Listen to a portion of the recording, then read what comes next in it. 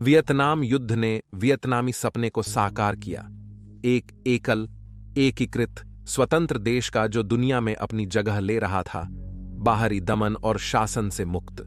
यह वही कहानी है जिसे इतिहास में अनेक बार दोहराया गया है।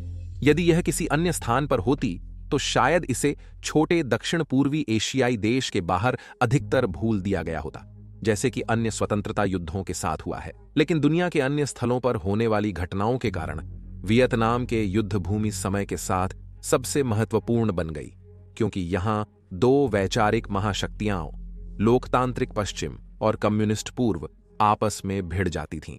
वे एक दूसरे से सीधे लड़ नहीं सकते थे, क्योंकि यह उन्हें परमाणु आग में नष्ट कर देता। इसलिए उन्होंने वियतनामी लोगों के माध्यम से लड़ा।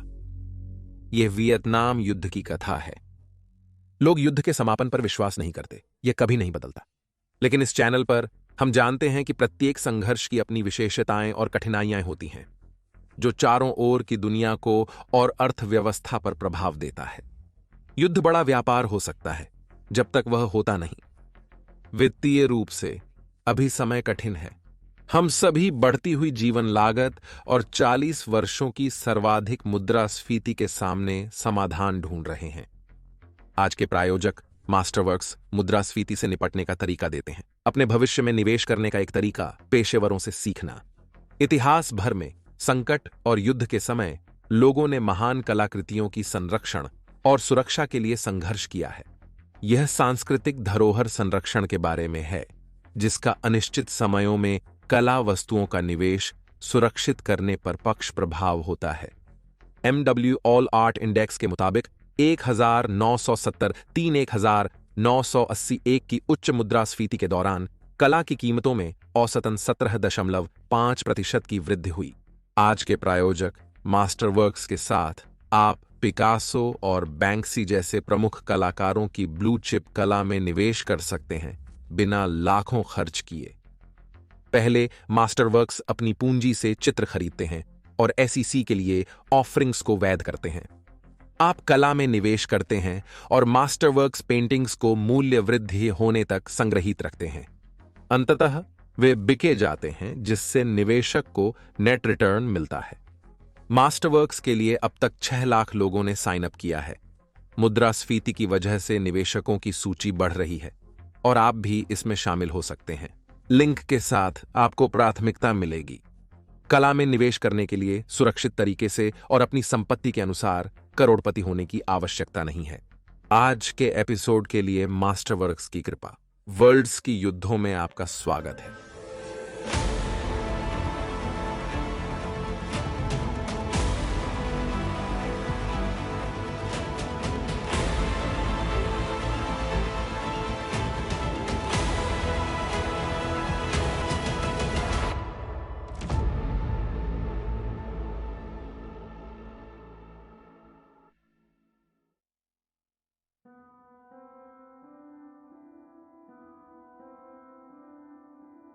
सत्रहवीं शताब्दी में फ्रेंच और पुर्तगाली कैथोलिक मिशनरी दक्षिण पूर्व एशिया गए, कैथोलिक धर्म को क्षेत्र में फैलाने के लिए।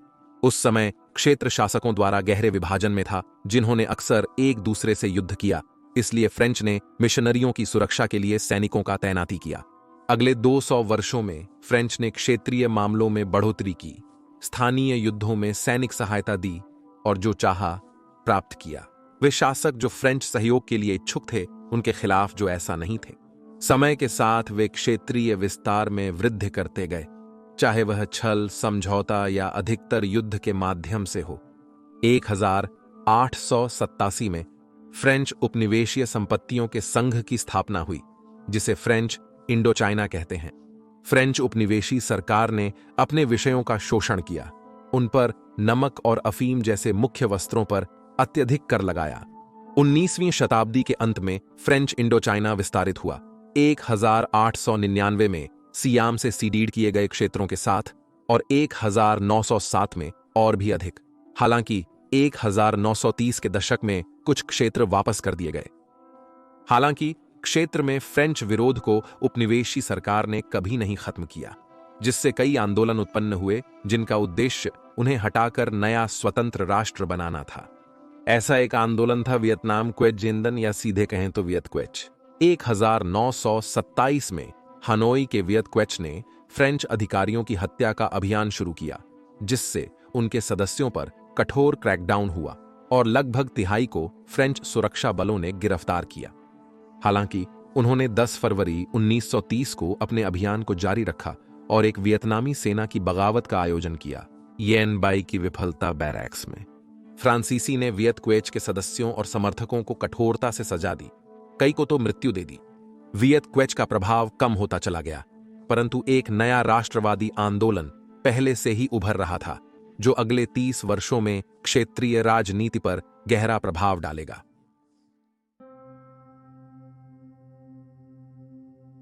1917 में साम्राज्यवादी रूस को क्रांति ने हिला दिया, जिसके परिणाम स्वरूप त्सार का पतन हुआ और दुनिया की पहली कम्युनिस्ट महाशक्ति सोवियत संघ का निर्माण हुआ। सोवियत संघ के कई लोग अपने कम्युनिस्ट आदर्शों को विस्तारित करना और उन्हें अपनाने वाली एक नई विश्व व्यवस्था की स्थापना करना चाहते थे। सोवियत नेता व्लादिमीर लेनिन ने विश्वव्यापी क्रांतियामी योजना बनाने और समर्थन करने के लिए कॉमिंटर्न, एक अंतर्राष्ट्रीय संगठन का निर्माण किया। 1923 में मॉस्को में एक नया सदस्य आया, जिसने कम्युनिस्ट क्रांति को बढ़ावा देने के लिए विचारशील और व्यावहारिक प्रशिक्षण लिया। उनका नाम हो ची मिन्ह था। हो ची मिन्ह के प्रारंभिक जीवन की जानकारी कुछ स्थलों पर अस्पष्ट है। इंडोचाइना की जनसंख्या के रिकॉर्ड रखने की कमी और उनके द्वारा विरोधाभासी जानकारी देने के कारण। उनकी जन्मतिथि 19 मई 1890 है और उनके पिता, एक मैजिस्ट्रेट, सत्ता के दुरुपयोग के कारण बर्खास्त कर दिए गए थे। 1911 में हो ची मिन्ह ने वैन बार के नाम से फ्रेंच जहाज में नौकरी की, ताकि वे अपने दास्ता विरोधी प्रदर्शनों को छुपा सकें। उन्होंने विभिन्न जहाजों पर काम करके फ्रांस, यूके और यूएसए सहित दुनिया की यात्रा की। 1919 में वे फ्रांस वापस लौटे और धीरे धीरे राजनीतिक रूप से संवेदनशील होने लगे। पेरिस में रह रहे और स्वदेश की स्वतंत्रता का समर्थन कर रहे अन्य इंडो चाइनीज से मिलकर उन्होंने कम्युनिज्म के आदर्शों में मोहित हो गए थे। मुख्यतः एक ग्रामीण जनता होने और लंबे समय तक फ्रांसीसी शासन के अधीन रहने के चलते कम्युनिज्म का सपना, जिसमें सत्ता जनता के बीच वितरित होती है, ने दक्षिण पूर्वी एशिया के आदिवासियों के बीच खूब प्रभाव डाला। यह पश्चिमी शक्तियों, खासकर संयुक्त राज्य अमेरिका, को चिंतित कर रहा है। पेरिस में रहते हुए हो ची मिन्ह ने विश्व युद्ध आई की अवधि में अपने लोगों को एक कहने के लिए प्रचार किया और विश्व नेताओं से अपील की कि वे फ्रांस को इंडोचाइना को स्वतंत्रता देने के लिए दबाव दें। इंडोचाइना से 1 लाख पुरुषों ने फ्रांस के पक्ष में पश्चिमी मोर्चे पर लड़ाई लड़ी, जिससे उन्हें कुछ सहायता मिली। यद्यपि दोनों प्रयास असफल रहे। वे इसे एक स्वतंत्रता की मांग करने वाले व्यक्ति की पहचान बढ़ाने के लिए इस्तेमाल करेंगे। लोकतांत्रिक पश्चिम से समर्थन की कमी ने केवल हो ची मिन्ह और उनके सहदेशियों को मॉस्को के करीब ले जाया और कम्युनिज्म की ओर, और इसने उन्हें फ्रांस में कम्युनिज्म को बढ़ावा देने में सक्रिय भूमिका निभाने की ओर ले गया। वास्तव में वह फ्रांसीसी कम्युनिस्ट पार्टी के संस्थापकों में से एक थे। 1923 में वह पूरब की ओर बढ़े, मॉस्को में पहुंचने और कॉमिंटर्न में शामिल होने के लिए खुद को चीनी व्यापारी के रूप में परिचय देते हुए। इसके बाद उन्होंने चीन में इंडो चाइनीज लोगों को कम्युनिस्ट शिक्षा दी और अंततः दक्षिण पूर्वी एशिया के कॉमिंटर्न के वरिष्ठ एजेंट बने। 1926 के 18 अक्टूबर को 36 वर्षीय हो ची मिन्ह ने अपने साथियों के विरोध को नजरअंदाज करते हुए 21 वर्षीय चीनी लड़की जेन स्विमिंग से शादी की। आने वाले दशक में हो ची मिन्ह विश्व कम्युनिज्म की सेवा में यूरोप और एशिया की लंबाई और चौड़ाई का यात्रा करेंगे। फ्रांस, बेल्जियम, इटली, भारत, चीन और थाईलैंड जैसे दूर दराज के कम्युनिस्ट समूहों के सदस्यों से मिलेंगे। उनकी मूल भूमि में फ्रांसीसी 1929 में फ्रांस और इंडो चाइना में कम्युनिस्ट पार्टियों को अवैध घोषित करने वाले संदिग्ध क्रांतिकारियों से कठोरता से निपट रहे थे। लेकिन फ्रांसीसी जापान के बढ़ते खतरे और चीन में कम्युनिस्टों की संभावित जीत के चलते गृहयुद्ध में अधिक चिंतित हो रहे थे। 1929 के सितंबर में फ्रांस जर्मनी के साथ युद्ध में शामिल हो गया था और 1 साल में हार गया था। जर्मन ब्लिट्सक्रिग सीमित सैन्य शक्ति के कारण फ्रांस की साम्राज्यवादी सरकार विची फ्रेंच के अधिकार में थी और इसलिए विरोध कम होने पर जापानी 22 सितंबर 1940 को इंडो चाइना पर हमला कर गए। जापान का उद्देश्य था चीन की आपूर्ति को रोकना, जिससे वे 1937 से युद्ध में थे। वियतनामी लोगों के लिए जापानी कब्जा उत्तरदायी और अधिक उत्पीड़नकारी था, जैसा कि फ्रेंच शासन था। हो ची मिन्ह और उनके अनुयायी युद्ध की अराजकता में अपने स्वदेश के आक्रामकों के खिलाफ प्रतिकार करने का आदर्श समय देखते थे। इसलिए वह ने एक पहले से ही गिर चुके राष्ट्रवादी समूह को वियत मिन्ह में पुनर्गठित किया, जिसका लक्ष्य था जापानियों और उनके नए फ्रेंच कठपुतलियों को वापस धकेलना और इंडोचीना को स्वतंत्र कम्युनिस्ट राष्ट्र बनने के लिए मुक्त करना। इस आंदोलन का जन समर्थन था। 1944 के अंत तक उनकी सदस्यता लगभग आधा मिलियन थी। धन्यवाद। वियतनाम की स्वतंत्रता को अपने देश से ऊपर रखने के लिए विची फ्रेंच को देश छोड़ने के लिए बाध्य किया गया और उनका कम्युनिस्ट एजेंडा ने गैर कम्युनिस्ट राष्ट्रवादी समूहों को वियत मिन्ह ध्वज के अधीन संगठित करने पर मजबूर किया। उन्होंने शुरुआत में चीन से स्मगल किए गए और फ्रेंच जापानी से कैप्चर किए गए हथियारों का उपयोग किया, लेकिन संयुक्त राज्य अमेरिका के 7 सितंबर 1941 को युद्ध में प्रवेश के बाद वियत मिन्ह ने अमेरिका से वित्त पोषण और उपकरण प्राप्त करना शुरू कर दिया। वियत मिन्ह ने जापानियों के लिए घातक दुश्मन बनकर अपने देश की जानकारी का पूरी तरह से उपयोग किया। हो ची मिन्ह ने अपना आधार चीन के सीमा के नजदीक स्थापित किया ताकि वह अपने चीनी कम्युनिस्ट मित्रों से नियमित रूप से मिल सके। ऐसी ही एक बैठक के दौरान हो ची मिन्ह को चीनी कोमिंटांग ने पकड़ लिया, जो चीनी कम्युनिस्टों के दुश्मन थे, उनके निलंबित गृह युद्ध में और 2 वर्षों के लिए कैदी बनाया, जिस समय उन्हें अपने स्वदेश लौटने और जापानियों के खिलाफ लड़ाई जारी रखने की अनुमति दी गई। 1945 तक जापानी एशिया और प्रशांत महासागर में पीछे हट रहे थे। 1945 के 9 मार्च को उन्होंने अपने फ्रेंच कठपुतली सरकारों को हटाकर फ्रेंच इंडोचीना को विभाजित करने का फैसला किया। प्रत्येक भाग को अपनी सरकार मिली, सभी जापानी प्रभावित। इसने लाओस और कंबोडिया को स्वतंत्रता घोषित करने की घटना देखी। हालांकि फ्रेंच ने अभी हाल ही में उनके क्षेत्रों पर पुनः नियंत्रण प्राप्त करने की योजना का खुलासा किया। यह वियत मिन्ह की चेतावनी भी थी। जापानी समर्पण से पहले नए फ्रेंच अधिकारी अमेरिकी विमानों द्वारा इंडोचीन में पैराशूट डाले गए थे। एक अत्यंत खतरनाक कार्य, क्योंकि उनका शिकार जापानी और वियत मिन्ह दोनों कर रहे थे।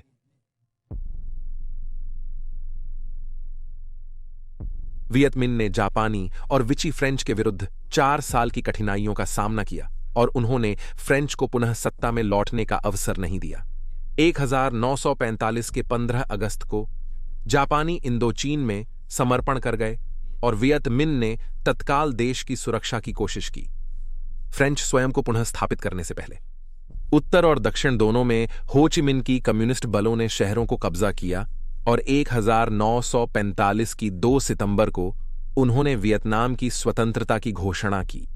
उन्होंने अपने भाषण में अमेरिकी स्वतंत्रता की घोषणा का उद्धरण देकर कहा कि सभी मनुष्य समान होते हैं, उन्हें उनके निर्माता ने कुछ अधिकार दे दिए हैं, इसमें जीवन, स्वतंत्रता और सुख की तलाश है।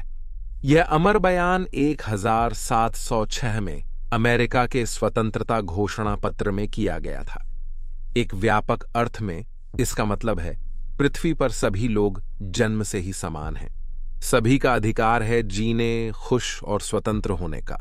उन्होंने फ्रांसीसी क्रांति का उल्लेख करके सहानुभूति की आशा जताई, विशेषकर उन लोगों से जिन्होंने उन्हें दमन किया और नाजी कब्जे में दमनित महसूस किया। हो ची मिन्ह की समस्या थी कि वियतनाम में अब भी हजारों जापानी सैनिक थे जिन्हें उनके देश में लौटाने की जरूरत थी। पोत्सदाम सम्मेलन में सहयोगी देशों ने 16वें समानांतर के अनुसार वियतनाम का विभाजन किया। चीन ने समानांतर के उत्तर में जापानियों को संगठित करने की और सहयोगी देशों ने दक्षिण की जिम्मेदारी संभाली। दुर्भाग्य की बात यह थी कि हो ची मिन्ह के लिए दक्षिण वियतनाम में पहुंची ब्रिटिश सेना ने फ्रांसीसी सैनिकों के साथ तत्कालीन 16वें समानांतर में कम्युनिस्टों से लड़ाई शुरू कर दी। उत्तर की राजधानी हनोई के अधिकार में सफल होने के बाद हो ची मिन्ह ने अपनी स्थिति सुरक्षित करने के लिए प्रतिद्वंद्वियों को नष्ट करना शुरू किया जो युद्ध में वियत मिन्ह के साथ थे। पूरी तरह नियंत्रण में होने पर उन्हें समझौता करना होगा फ्रांसीसियों से या युद्ध सामना करना पड़ेगा। वियत मिन्ह के साथ युद्ध फ्रांस के हित में भी नहीं था, जो चीनियों के साथ समझौते में फंसे हुए थे। जिन्होंने चीनी बंदरगाहों में अपने अधिकारों से फ्रांस के वापसी की मांग की थी, बदले में चीनी सेनाओं को उत्तरी इंडो चाइना छोड़ने के लिए। 6 मार्च 1954 को हो ची मिन्ह और फ्रांस ने समझौता किया, लेकिन दोनों पक्ष संतुष्ट नहीं थे। सच्ची वियतनामी स्वतंत्रता प्राप्त करने के बजाय हो ची मिन्ह ने अपनी सरकार को फ्रांस संघ के इंडो चाइनी संघ के भीतर एक स्वतंत्र राज्य के रूप में पहचाने जाने पर सहमति दी। फ्रांस को 2 प्रावधानों पर सहमति देने के लिए विवश किया गया। उन्होंने पहले वादा किया कि 16वें समानांतर के उत्तर में 15,000 से अधिक सैनिकों का स्थानांतरण नहीं होगा, और दूसरे, इंडो चाइना की वियतनामी सरकारों का पुनर्गठन के मुद्दे पर जनमत संग्रहित किया जाना था। यह फ्रांस और हो ची मिन्ह की सरकार के बीच संबंधों के बाद वाले प्रावधान के संबंध में था। बिगड़ गए। जनमत संग्रह का आयोजन कैसे करें, इस पर सहमति बनाने के अनेक प्रयास नवंबर तक विफल रहे। 1954 में दोनों पक्ष हथियारबंद हो गए। तनाव उबलने के बिंदु तक पहुंचने के बाद 16 दिसंबर 1954 को खुला युद्ध शुरू हो गया। जो इतिहास पहले इंडो चाइना युद्ध के रूप में याद करता है, उसकी पहली गोलियां तब चलीं जब वियत मिन्ह और फ्रांसीसी सैनिक हाई फोंग के बंदरगाह शहर में आयात कर करदाता पर बहस में पड़ गए। फ्रांसीसी नौसेना ने शहर के वियतनामी हिस्से पर बमबारी करके जवाब दिया। एक ही दोपहर में 6,000 लोगों की हत्या कर दी। वियत मिन्ह ने अस्थायी रूप से शहर को छोड़ दिया, लेकिन उन्होंने जनरल जियाप की अगुवाई में 30,000 बलों के साथ प्रतिक्रिया हमला शुरू किया। हालांकि अधिकांशता होने के बावजूद विरोधी फ्रांसीसी ने तकनीकी श्रेष्ठता बनाई और वियतनामी बलों को पीछे करने में सक्षम थे। कुछ सप्ताहों में वियत मिन्ह को हनोई सहित कुछ शहरों को धरने के लिए मजबूर किया गया और उन्होंने देश के जंगलों में गेरिला युद्ध आरंभ किया। एक रोचक तथ्य यह है कि अब वियत मिन्ह के सदस्यों में पूर्व जापानी सेना के सदस्य भी शामिल थे, जो जापान वापस नहीं जाना चाहते थे क्योंकि उन्हें युद्ध हारने का अपमान लगता था, अथवा उन्हें युद्ध अपराधों के प्रतिशोध और मौत का भय था। फ्रांसीसी जल्द ही नगरों और शहरों के चारों ओर भारी रूप से दुर्गीकृत स्थितियों की स्थापना की नीति अपना ली, जिसका प्रयास था कि वियत मिन्ह उन्हें हमला करें जहां वे नष्ट किए जा सकते थे। वियत मिन्ह ने अपने हमलों को आपूर्ति रेखाओं पर सीमित करके फ्रांसीसी को घेरा। इससे फ्रांसीसी को कुछ महत्वपूर्ण क्षेत्रों का नियंत्रण बनाए रखने की अनुमति मिली, लेकिन युद्ध एक लंबी और कठिन यात्रा बन गई। इंदोचीन युद्ध के प्रति दुनिया का ध्यान शुरुआत में कम था, लेकिन बाद में बदला, विशेषकर जब यूएस ने अपनी स्थिति पुनः मूल्यांकन की। ठंडे युद्ध की शुरुआत में अमेरिका की चिंता हुई कि इंदोचीन में फ्रांस की हार एशियाई भू राजनीतिक मानचित्र पर क्या प्रभाव डाल सकती है। इस चिंता को बढ़ाया गया जब चीनी गृह युद्ध शुरू हुआ और कम्युनिस्ट जीते। उत्तर कोरिया 1950 से 1953 के बीच कोरियाई युद्ध में दक्षिण कोरिया और यूबटेस सहयोगी को हराने का प्रयास कर रहा था, जिसमें चीन ने हस्तक्षेप किया। वहीं वॉशिंगटन ने चिंतित होकर देखा जब फ्रांस वियतनाम को हराने में विफल रहा। अमेरिका ने फ्रांस के वियतनाम युद्ध का वित्तपोषण किया, जिसमें एक बिंदु पर 88% से अधिक शामिल था। फ्रांसीसी लोग युद्ध से थक गए थे और उन्होंने इसे जारी रखने का विरोध किया। 1954 में 13 मार्च को फ्रांसीसी पैराट्रूपर्स ने डिएन बिएन फू गांव के पास उतरकर एक सीमा स्थापित की। पड़ोसी लाओस से पैराट्रूपर्स को हवाई रास्ते से आपूर्ति कराई जाएगी। इस कार्य के लिए फ्रांस ने 20,000 से अधिक सैनिकों और 400 वाहन और युद्ध विमानों का प्रयोग किया। हालांकि उन्हें 49,500 वियतनामी सैनिकों से मुकाबला करना पड़ा। फ्रांसीसी सैनिकों को तुरंत वियतनामी द्वारा घेर लिया गया, जिन्होंने आपूर्ति विमानों को नुकसान पहुंचाने के लिए एंटी एयरक्राफ्ट गन्स का उपयोग किया। युद्ध क्षेत्र प्रथम विश्व युद्ध के समान खंडहर युद्ध तोपों पर आधारित था। वियतनामी हमलों के साथ आपूर्तियां घटती चली गईं और फ्रांसीसी लाइनें सिकुड़ी। लगभग 2 महीने बाद फ्रांसीसी गैरिसन को ओवररन कर दिया गया।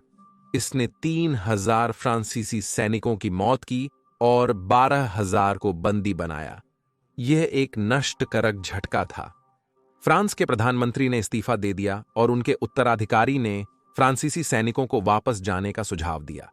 वे हो ची मिन की सेनाओं के खिलाफ नहीं जा सकते थे, जो शेष फ्रांसीसी वियतनामी को नष्ट कर रहे थे।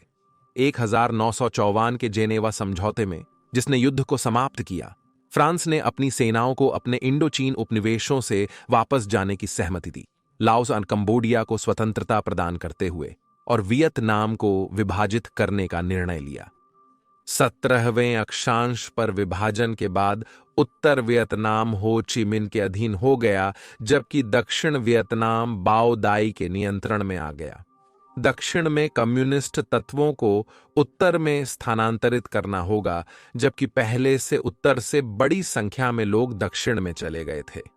दोनों पक्षों ने सहमत हो गए कि भविष्य में पुनर्गठन के लिए चुनाव आयोजित किए जाएंगे।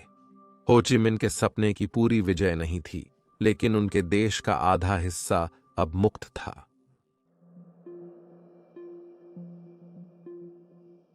हो ची मिन जिनेवा समझौतों के बाद उत्तर में नए देश की स्थापना पर केंद्रित थे।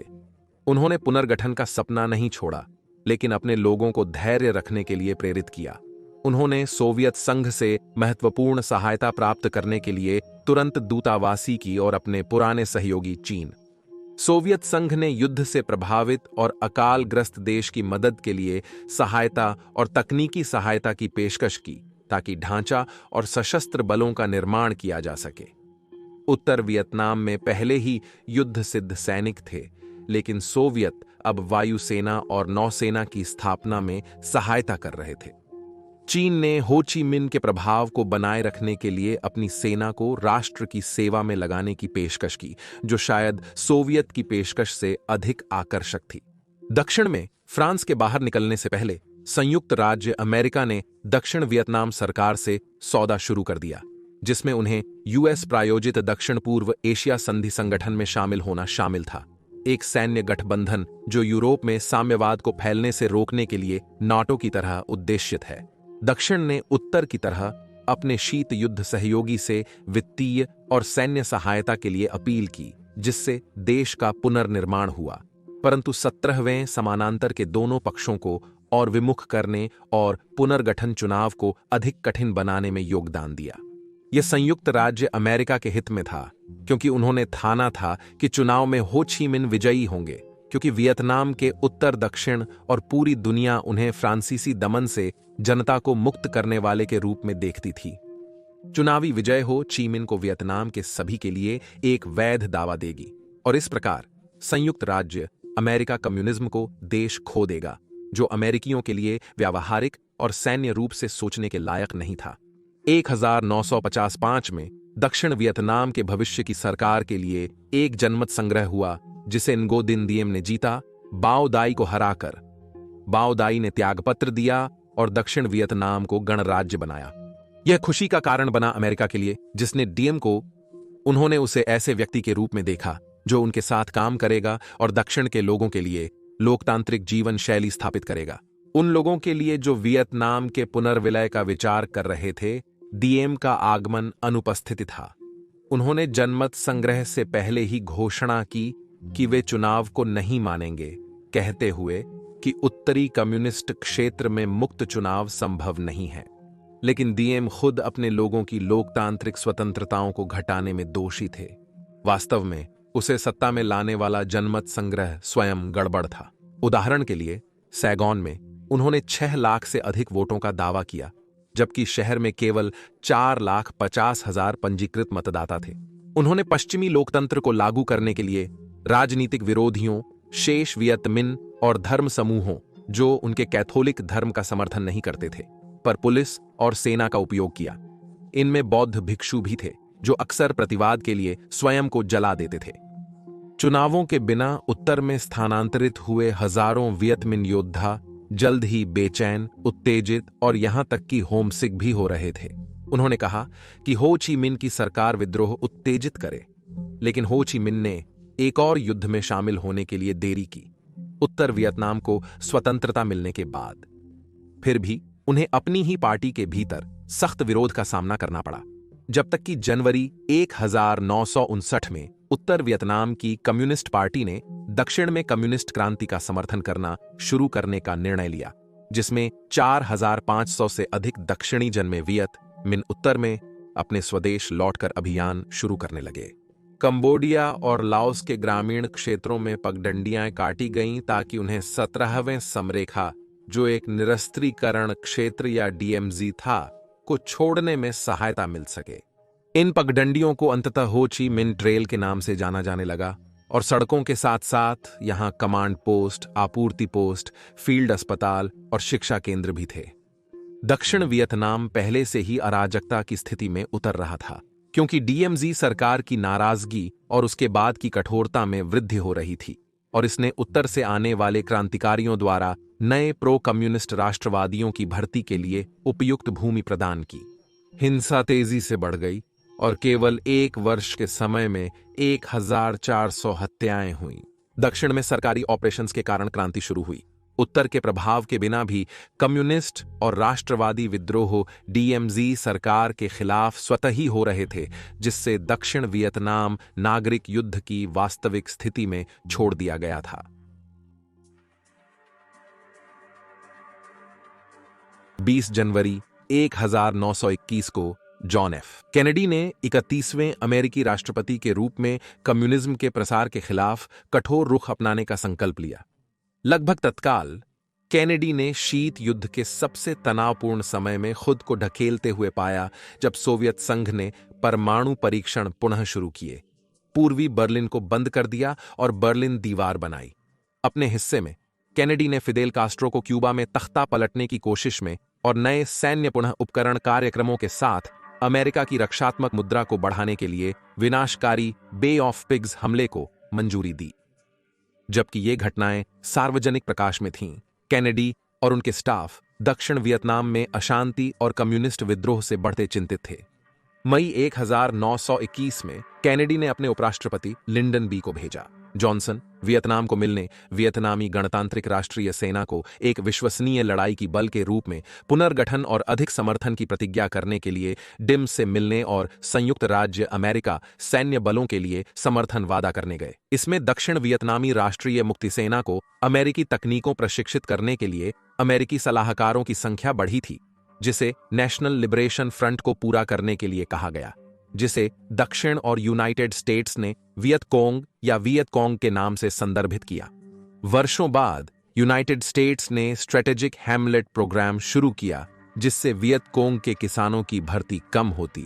उन्हें उनकी भूमि से हटाकर सुरक्षित हैमलेट्स में स्थानांतरित किया गया, जहां उन्हें सुरक्षा, सरकारी सहायता और शिक्षा मिलती। यह एक विफलता थी। इससे अनेक लोग पराया हो गए और निर्धारित सहायता का भ्रष्ट दक्षिण वियतनामी प्राधिकारियों ने गबन किया। कैनेडी ने ऑपरेशन रांच हैंड को भी मंजूरी दी, जिसमें जंगल पर डिफोलेंट्स और कीटनाशक की छिड़काव की गई थी, ताकि वियतकोंग को ऐड और भोजन से वंचित करने के लिए घने वनस्पति को मार दिया जा सके। 1970 तक ऑपरेशन रांच हैंड स्थगित नहीं होगा।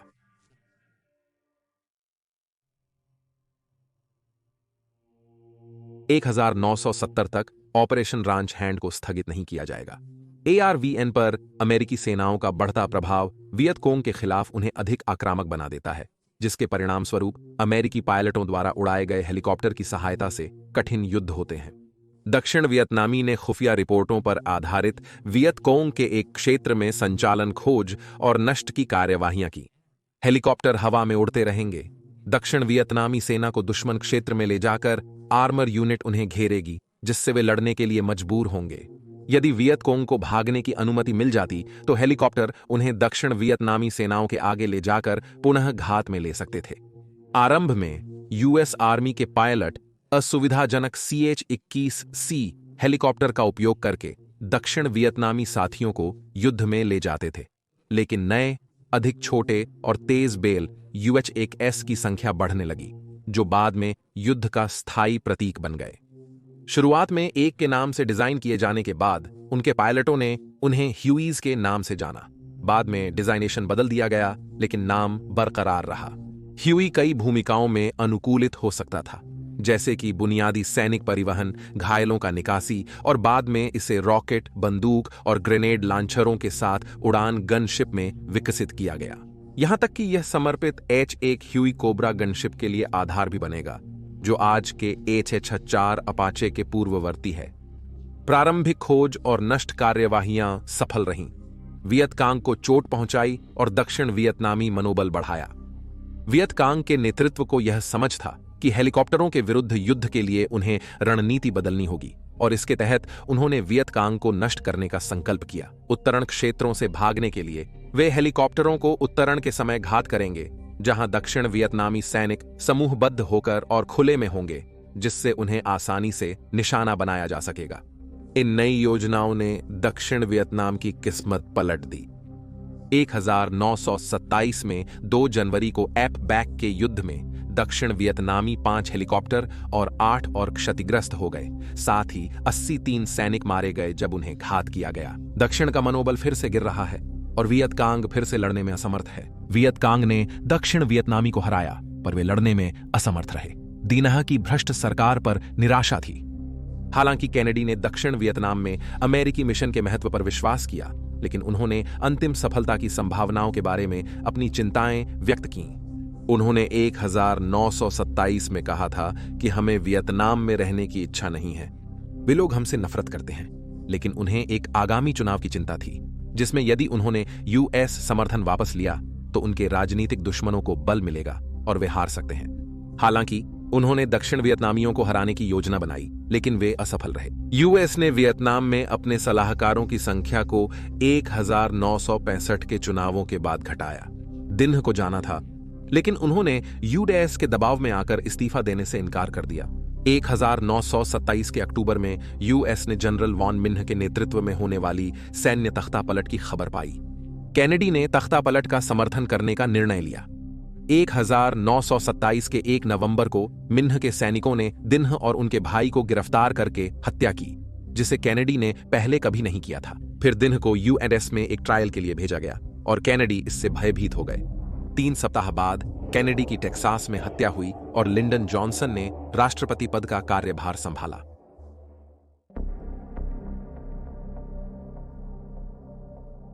व्यक्तिगत संकोच के बावजूद राष्ट्रपति जॉनसन ने वियतनाम से संबंधित पहली कार्रवाई में केनेडी के निर्णय को उलट दिया, जिसमें उन्होंने कहा था कि वे यूएस सलाहकारों को वापस लाना शुरू करें, जो तब 15,000 थे। दिन्ह को गिराने के बाद साइगन में जनरल वॉन मिन्ह ने सैन्य जुंता स्थापित की, लेकिन 3 महीनों में ARVN के अधिकारी nguyen खान ने उन्हें एक और साजिश में गिरा दिया। खान ने जनरल मिन्ह की सरकार में कई प्रमुख लोगों की हत्या होते देखी और जल्द ही साइगन दंगों, हिंसा और अधिक बौद्ध विरोधों से हिल गया। साइगन की अस्थिरता ने जॉनसन को परेशान किया, पर 1956 के चुनाव समीप थे और वह विदेश नीति में कमजोर नहीं दिखना चाहते थे, इसलिए उन्हें वियतकांग के खिलाफ प्रयासों को जारी रखना पड़ा। 1964 के अगस्त में दक्षिण पूर्वी एशिया में कम्युनिस्टों के खिलाफ संकल्पशीलता का मौका आया। 2 अगस्त को US navy destroyer USS Maddox उत्तर वियतनाम के टोंकिन की खाड़ी में सिग्नल्स इंटेलिजेंस पेट्रोल कर रहा था, जिसमें दक्षिण वियतनामी कमांडो द्वारा होन माई द्वीप पर स्थित रडार संस्थापन पर छापेमारी के बाद सैन्य रेडियो संचरणों को रोका गया था। 3 उत्तर वियतनामी P-4 टॉर्पीडो नावें मैडॉक्स की ओर बढ़ीं, जिसने चेतावनी शॉट्स चलाकर प्रतिक्रिया की। उत्तर वियतनामी नावों ने टॉर्पीडो और मशीन गन की आग का जवाब दिया, जिससे मैडॉक्स को सीधे हमले की प्रेरणा मिली। पहली बार नावें देखी गईं तो 4 F-8 क्रूसेडर्स विमान वाहक USS टाइकंडरोगा से उड़े और शूटिंग शुरू होते ही उन्हें टॉर्पीडो नावों पर हमला करने के लिए कहा गया। आग के विनिमय में एक क्रूसेडर को भी, जैसे सभी को, क्षति हुई। उत्तर वियतनामी टॉर्पीडो नावों पर हमले में 4 कर्मी मारे गए। मैडॉक्स खुद को सिर्फ एक मशीन गन की गोली से ही चोट पहुंची थी। 4 अगस्त को मैडॉक्स ने दूसरे नष्टकर्ता के साथ उत्तर वियतनामी तट के करीब एक और गश्त की, यह दिखाने के लिए कि पिछले हमले ने अमेरिकी नौसेना को नहीं डराया। जहाजों ने रडार पर टॉर्पीडो नावों को खोजा, उन्हें गोलीबारी की और डूबने का दावा किया। अब यह व्यापक रूप से स्वीकार किया जाता है कि कोई हमला नहीं हुआ था। फिर यूएस नेवी को उत्तर वियतनामी तट पर तैनात किया गया। यूएस नेवी के साथ 2 बार हमला हुआ था और जॉनसन को बलपूर्वक प्रतिक्रिया करनी पड़ी। 10 अगस्त को, जब घटनाओं का विवेचन अभी भी चल रहा था, यूएस कांग्रेस ने टोकिन की खाड़ी का संकल्प पास कर दिया, जिससे जॉनसन को उत्तर वियतनाम और वियतकांग के खिलाफ सैन्य कार्रवाई की अनुमति मिली। जॉनसन ने अपना समय यूएस नेवी में बिताया। दक्षिण वियतनाम में अतिरिक्त 21,000 सैनिकों की तैनाती की, जनरल विलियम वेस्टमोरलैंड के नेतृत्व में। अब B-57 कैनबेरा बम्बरों सहित अतिरिक्त युद्ध विमान बेनहुआ एयरबेस पर तैनात किए गए। 1 नवंबर को इन बम्बरों पर वियतकांग मोर्टार हमले के चलते 5 नष्ट और 13 क्षतिग्रस्त हुए। 4 एयरमैन शहीद हुए। 3 नवंबर को, 2 दिन बाद, जॉनसन ने 1956 के चुनाव में अभूतपूर्व विजय प्राप्त की। सर्वेक्षणों के अनुसार आधी जनसंख्या ने उनकी वियतनाम की सैन्य कार्रवाई का समर्थन किया।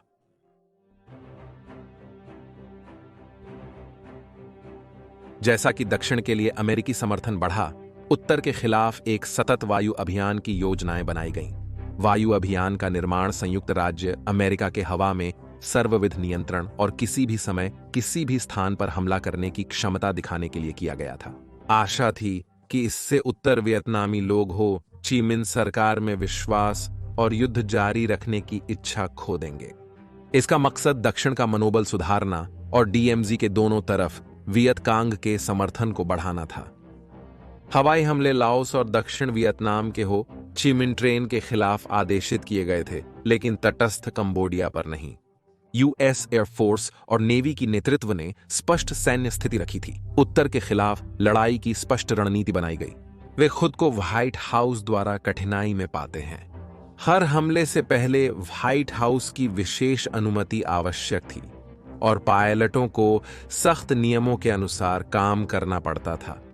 व्हाइट हाउस के अनुसार प्रतिबंध इसलिए थे क्योंकि वे सचेत थे कि हजारों चीनी और सोवियत सलाहकार उत्तर वियतनामियों को अपने उपकरणों का उपयोग करना सिखा रहे थे, जिसका वे अमेरिकियों के खिलाफ उपयोग कर रहे थे।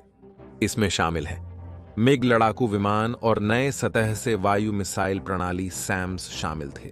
जॉनसन और उनके स्टाफ डरते थे कि अमेरिकी बम से सोवियत सलाहकारों की मौत सोवियत हस्तक्षेप के साथ युद्ध का विस्तार और वैश्विक सामना का कारण बन सकती है।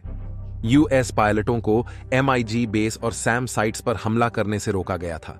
उन चुने हुए लक्ष्यों का मूल्य अक्सर संदिग्ध था और हनोई और हाईफांग के बंदरगाह शहर के आसपास के लक्ष्य थे। सख्ती से मना किया गया था। यूएस एयरफोर्स के इतिहासकार ईएल टिलफोर्ड के मुताबिक लक्ष्य वास्तविकता से बहुत अलग था, क्योंकि हमलों की क्रमबद्धता असंगत और तकनीकें अनियमित तथा अतर्कित रूप से स्वीकृत थीं। ऑपरेशन रोलिंग थंडर की 2-4 फरवरी 1965 को मंजूरी मिली। पहले हमले में 2 मार्च को 100 U.S और वियतनामी विमानों ने जोन बांग में गोला बारूद के आधार पर हमला किया। मैक बेसों की सुरक्षा से उत्तर वियतनामी वायुसेना को अमेरिकी गठनों पर स्वतंत्रता से हमला करने की अनुमति मिली। उत्तर वियतनामी वायुसेना मुख्य रूप से प्राचीन सोवियत निर्मित गन आर्म्ड MiG 17 फ्रेस्को से सुसज्जित थी, लेकिन उन्हें अधिक उन्नत MiG 21 फिशबेड की बढ़ती संख्या मिल रही थी, जो 2 छोटे दूरी के वायु से वायु मिसाइल ले सकते थे। उल्टे यूएस का उन्नत F-4 फैंटम द्वितीय का उपयोग किया जा सकता था, जो दोनों में सेवा करता था। यह 8 वायु से वायु मिसाइल ले सकता था, जिनमें से 4 को पायलट की दृष्टि सीमा से परे लक्ष्यों पर निशाना साधा जा सकता था। इसके ऑन बोर्ड रडार द्वारा मार्गदर्शित किया जाता था। कागज पर F-4 को माइग्स को नष्ट करने में सक्षम होना चाहिए। हालांकि व्हाइट हाउस नियमों के अनुसार यूनाइटेड स्टेट्स पायलटों को उन विमानों की पहचान करनी होगी जिन्हें वे हमला करने का इरादा रखते थे, जिसने इन दीर्घ सीमा मिसाइलों के लाभ को पूरी तरह से नकार दिया यदि विमान चीनी, सोवियत या नागरिक होते। इतनी नजदीकी पर अमेरिकी विमान और MiGs के बीच युद्ध होते थे, लेकिन F-4 को नुकसान होता था क्योंकि यह MiGs के मुकाबले भारी और कम चुस्त था। मुख्य समस्या यह थी कि यूनाइटेड स्टेट्स पायलटों ने डॉग फाइटिंग तकनीकों पर कम प्रशिक्षण किया था, बजाय मिसाइलों का उपयोग करने के, जो सदैव विश्वसनीय नहीं थे। उत्तर वियतनामी अक्सर अपनी बंदूकों का उपयोग करके अमेरिकियों को नुकसान पहुंचाते थे, जिनके पास फैंटम के कुछ संस्करणों पर हथियार नहीं होते थे। हालांकि वियतनामी के पास उनकी खुद की प्रशिक्षण समस्याएं थीं, और वह यह थी कि उनके पास बस अमेरिकियों से लड़ने के लिए पात्र पायलटों की पर्याप्त संख्या नहीं थी। 21वीं सदी के अनुसंधान ने यह खुलासा किया कि उत्तर कोरियाई पायलटों ने पायलटों की संख्या बढ़ाने के लिए MiGs उड़ाने के लिए स्वयं से आवेदन किया। MiGs उड़ाने की क्षमता सिर्फ MiGs के पास नहीं थी। उत्तर कोरिया ने US का ध्यान कोरियाई प्रायद्वीप से हटाने के लिए वियतनाम की लड़ाई में अपने सर्वश्रेष्ठ पायलटों को भेजा, जिनमें से 14 को कार्रवाई में मार गिराया गया। लेकिन MiGs केवल US पायलटों के लिए खतरा थे। सबसे भयावह हथियार सोवियत प्रधानित एसएम्स थे, जैसे SA-2 गाइडलाइन, जिसे US सैन्य ने उपयोग किया था। MiGs के पास युद्ध सिर था, और एक सैम द्वारा 2-3 विमानों को व्यवस्थित रूप से उड़ते हुए नष्ट करना आम नहीं था। शुरुआती दिनों में एकमात्र सुरक्षा यह थी कि US विमान सैम को डाइव करके निकालने की कोशिश करे। इसके बावजूद आक्रमणकारी सेना की समन्वय क्षमता बिगड़ गई, और कम ऊंचाई पर मनोवर करने के कारण कभी कभी वे उत्तर वियतनामी विमान विरोधी तोपों की पहुंच में चले जाते थे। युद्ध के उपरांत मिसाइलों के निर्देशन के लिए रडार सेट को परेशान करने के लिए जैमिंग विमान विकसित किए गए थे। मिग्स केवल उनके पास ही थे जिनके पास इन्हें नष्ट करने की क्षमता थी। यह सब बाधाओं के चलते US पायलट अपने मिशन में जल्दी ही हताश हो गए। उसे रोलिंग ब्लंडर कहा गया। उन्होंने अक्सर ऑपरेशन को अपने पीछे बांधे हाथ के साथ युद्ध की तुलना की। व्हाइट हाउस के योजनाकारों की अत्यधिक आशावादी प्रोजेक्शन हो ची मिन्ह सरकार के टूटने के बारे में जल्दी बीत गई। इसने उन्हें ऑपरेशन को शुरुआती 8 सप्ताह से अधिक बढ़ाने के लिए मजबूर किया, और यह लगातार बार बार वापस धकेला जाएगा, महीनों और अंततः वर्षों तक। US के छापों से निपटने के लिए वियत कांग ने दक्षिण वियतनाम के हवाई अड्डों पर हमले का अभियान शुरू किया, जैसे कि बेन हुआ पर हमला किया था। जनरल वेस्टमोरलैंड ने हमलों के कारण अतिरिक्त सैनिकों की मांग की, और इसे मंजूरी देकर प्रेसिडेंट जॉनसन ने दक्षिण वियतनाम में सेनाओं के विस्तार को स्वीकारा। इसी दौरान US पायलटों ने योजना बनाने में समस्याओं को देखते हुए अपने हमलों को जारी रखा, असाधारण साहस के साथ। अंततः 6,30,000 टन बम गिराए गए, लेकिन लगभग 900 US विमानों की कीमत पर, जो वास्तव में चौंकाने वाला आंकड़ा है। रोलिंग थंडर में शामिल एक उल्लेखनीय पायलट भविष्य के राष्ट्रपति रिपब्लिकन उम्मीदवार जॉन मैक्केन थे। 1957 के 26 अक्टूबर को एक US नेवी A-4 स्काईहॉक उड़ाते समय एक सैम ने उन्हें मार गिराया, और वे 6 साल युद्ध के बंदी रहे।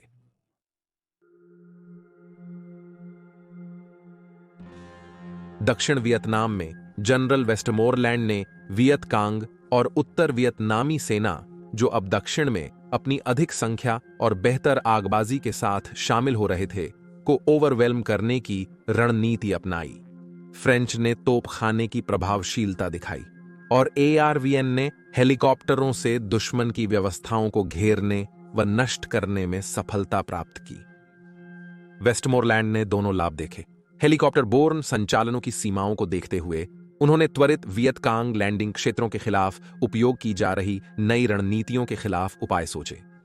चूंकि हेलीकॉप्टरों के लिए कुछ ही उतरने की जगह थीं, इसलिए वियत कांग आसानी से अमेरिकी सैनिकों के उतरने की जगहों का अनुमान लगा सकते थे और घातक तैयार कर सकते थे, जैसा कि उन्होंने एप बैक में किया था। इसे निपटाने के लिए उतरने के स्थलों के चारों ओर मजबूत तोपखाना और हवाई हमलों का सामना करना पड़ा, ताकि वियत कांग के प्रतीक्षा करने वालों को रोका जा सके। हेलीकॉप्टर बोर्न संचालनों की संभावना वियत कांग द्वारा अधिक थी, जिसने हेलीकॉप्टर को उतार दिया और सैनिकों को छोड़ दिया। बाद में US ने BLU-88 जैसे उच्च विस्फोटक का उपयोग किया, जिसे सैनिकों ने जंगलों के विस्तृत क्षेत्रों को विनाश और उतरने के क्षेत्र निर्माण के लिए डेजी कटर कहा। सभी उताराव केवल कुछ सेकंड के लिए हेलीकॉप्टर को छूने और फिर उठने की उच्च गति में होने चाहिए थे। US सैनिकों को प्रशिक्षित किया गया था कि जमीन पर उतरने के तुरंत बाद फैल जाएं, ताकि मोर्टार या मशीन गन के एक हमले से अधिक सैनिकों की मौत न हो। US ने बड़े पैमाने पर खोज और नष्ट मिशन शुरू किया और टैंक, हेलीकॉप्टर, तोपखाना और वायु शक्ति का व्यापक उपयोग किया। US, ऑस्ट्रेलियाई, न्यूजीलैंड और दक्षिण कोरियाई सैनिकों की टुकड़ी शामिल हुई। ब्रिटिश सैनिकों की तैनाती की उम्मीद होने पर भी लंदन ने उन्हें तोड़ दिया। वेस्टमोरलैंड ने वॉशिंगटन और उनके लोगों को बताया कि उत्तर में हवाई हमले से हो ची मिन को शांति के लिए समझौते की मेज पर लाने का लक्ष्य है और वियत कांग को अधिक नुकसान पहुंचाना होगा। इसलिए साम्यवादियों को दक्षिण की विजय का उनका लक्ष्य त्यागना होगा। हालांकि उसे दुश्मनों को नष्ट करने के लिए उनसे तीव्र युद्धों में सामना करना पड़ेगा जहां वे पराजित हो सकते हैं। वियत कांग कुछ ऐसा करने नहीं देगा। उत्तर वियतनामी सामरिक जनरल गैप ने अमेरिकियों और दक्षिण वियतनामियों से लड़ने के लिए 4 मुख्य बिंदुओं का विचार किया था। दुश्मन बढ़े, हम हटे। दुश्मन जब भी बढ़ता है, हम हमेशा पीछे हटते हैं। यदि वह युद्ध से बच जाता है, हम हमला करेंगे। दुश्मन पीछे हटे, हम हमला करें। मूलभूत सिद्धांतों का पालन कर वियत कांग और उत्तर वियतनामी सेना हमेशा वेस्टमोरलैंड द्वारा चाहे जाने वाले युद्ध में फंसने से बच सकती थी। वे हमेशा यह तय कर सकते थे कि युद्ध कब कहां शुरू होगा और कब समाप्त होगा। यह यूएस कमांडर्स के लिए बहुत खिन्नताजनक था। यूएस सेना ने अपने गैरिला दुश्मन को चार्ली के नाम से संबोधित करना शुरू कर दिया। यह VC Victor Charlie NATO phonetic वर्णमाला से आया था, जिसमें अंततः विक्टर को सुविधा के लिए छोड़ दिया गया था। यूएस सेना के जवानों को दक्षिण वियतनाम में भूमि युद्ध में लगाया गया था। सैनिक को अपने कर्तव्य की अवधि 12 महीने के लिए यूएस सेना और 6 महीने के लिए मरीन्स के लिए तय की गई थी, जिससे वे 6 महीने बाद राहत प्राप्त कर सकें। हालांकि दोनों शाखाओं ने अनुभवी सैनिकों के दौरों को बढ़ाने के लिए उत्तेजना कार्यक्रम तैयार किए थे। यूएस सेना के पास अपनी सेना के साथ बहुत अनुभव था। यूएस सेना का वियतनाम युद्ध में अनुभव अन्य संघर्षों से भिन्न था। वहां कोई वास्तविक सामने की लाइन और सुरक्षित क्षेत्र नहीं था। यूडीएस ने जिसे क्षेत्रीय युद्ध कहा, वह देश के कुछ हिस्सों में विवाद का कारण बना, खासकर साइगोन जैसे सामरिक लक्ष्यों के आसपास। दक्षिण देश में वियत कांग प्रमुख थे, जबकि मध्य उच्च भूमि और डीएमजी के नजदीक उत्तर वियतनामी सेना अक्सर स्थानीय वियत कांग के साथ लड़ती और हो ची मिन्ह ट्रेल से आपूर्ति लेती बढ़ती सक्रियता दिखा रही थी। हार्डवेयर के मामले में वियतनाम में भूयुद्ध 2 प्रतीकात्मक राइफलों का संघर्ष था। उत्तर वियतनामी लोगों ने द्वितीय विश्व युद्ध के उपरांत सोवियत संघ में निर्मित AK-47 हमला राइफल, जो STG-40-4 से प्रेरित थी, का उपयोग किया। AK-47 सबसे प्रसिद्ध और सफल हथियारों में से एक है, लाखों में निर्माण किया गया है और इसका उपयोग विश्वव्यापी रूप से 75 वर्षों से अधिक समय तक किया जा रहा है। वियत कांग और उत्तर वियतनामी सेना के सदस्यों ने अक्सर इस हथियार का उपयोग किया, जो उनकी सामान्य छवि का हिस्सा बन गया। AK-47 ने 7.62 मिमी गोली चलाई, जिसकी रेंज अनुमानित 350 मीटर और आग की दर 600 गोलियां प्रति मिनट थीं। यह काफी भारी था। हथियार की सफलता की कुंजी इसकी विश्वसनीयता थी। वियतनाम जंगल के कठिन पर्यावरण में भी, जहां इसे कीचड़ और बारिश से निपटना पड़ता था। जब संयुक्त राज्य अमेरिका की सेना पहली बार वियतनाम में पहुंची, तो उनके पास M14 युद्ध राइफल थी, जिसने द्वितीय विश्व युद्धकालीन एक गारंड राइफल को बदल दिया था। यह समान आकार की 7.62 मिमी गोली चलाता है। AK-47 से भारी है, लेकिन इसे लंबी दूरियों पर अधिक सटीकता मिलती है।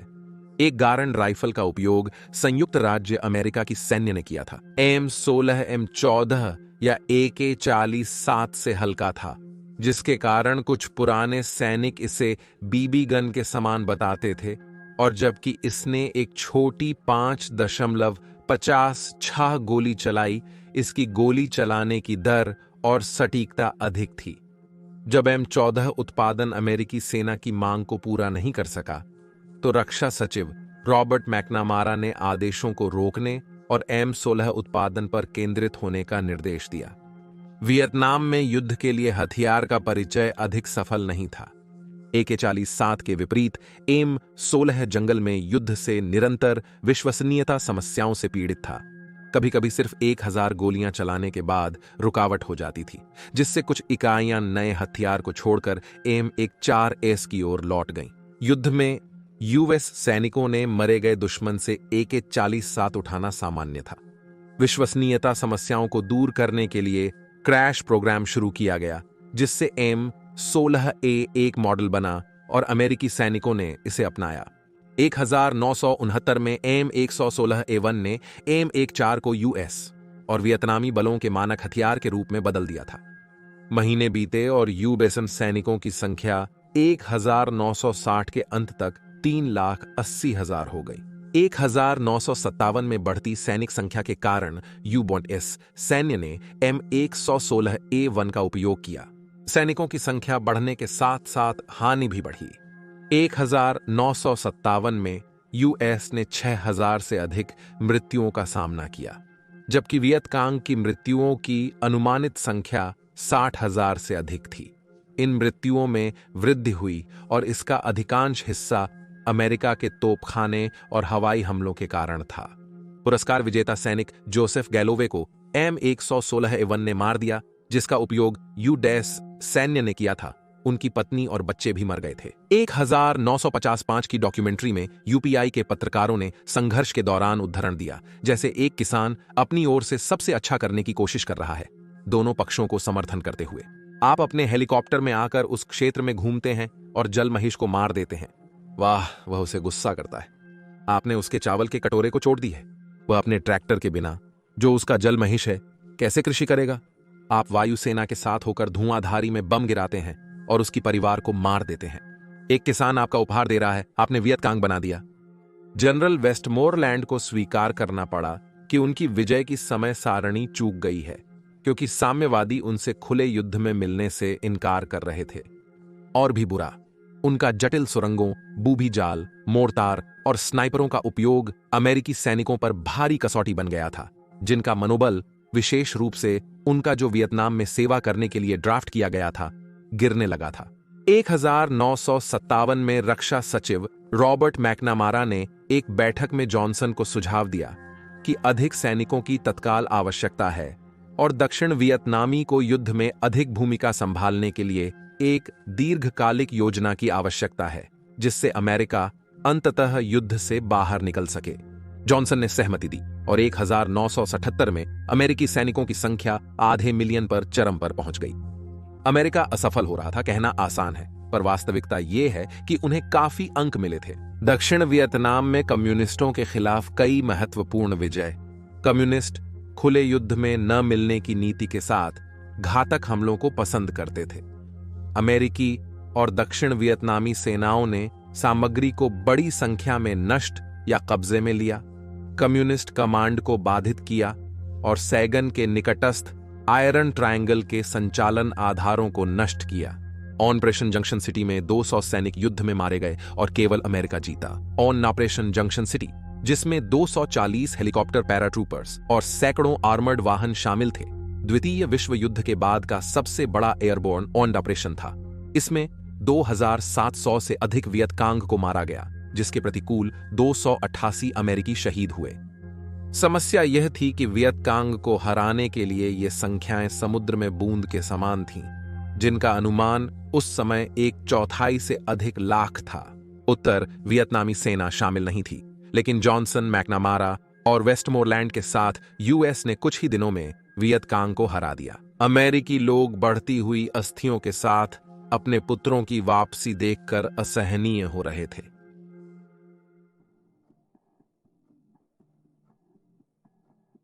एक 1960 के दशक में अमेरिका उग्र सांस्कृतिक परिवर्तनों में था।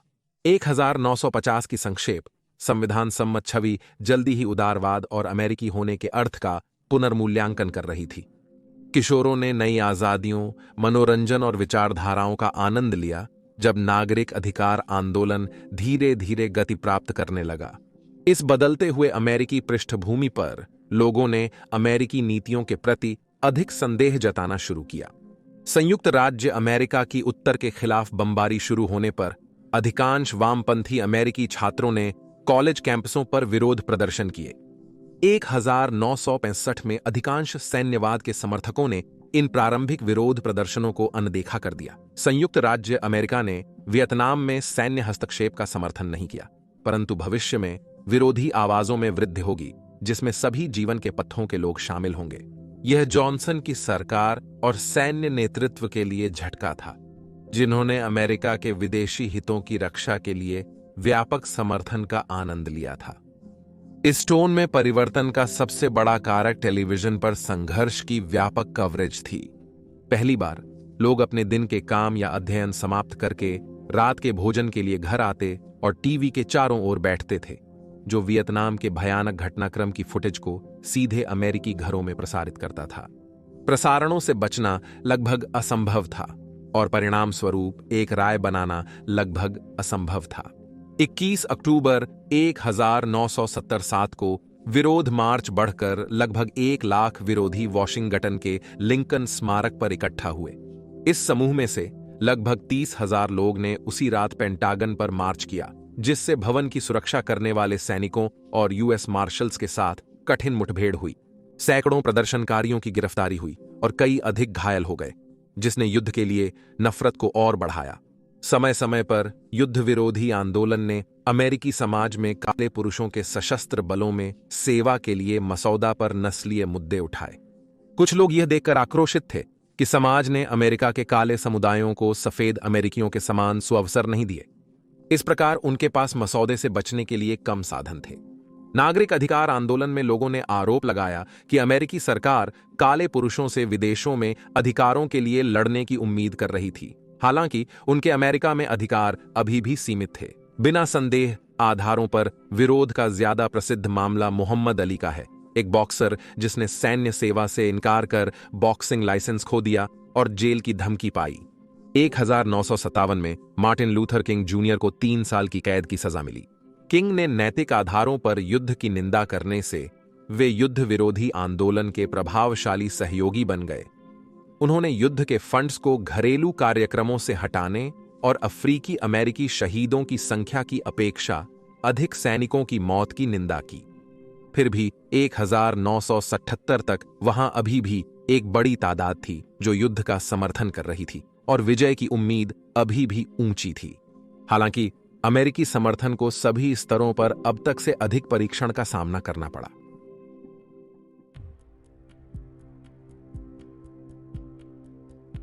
रोलिंग थंडर की असफलता के बावजूद उत्तर वियतनामियों को समझौते के लिए मजबूर करने दक्षिण वियतनाम में युद्ध एक कठिन संघर्ष में बदल गया। इसमें वियत कांग और एनवीए ने हो ची मिन्ह ट्रेल का उपयोग कर अमेरिकी और दक्षिण वियतनामी रक्षाओं को डीएमजेड के पास बाईपास किया।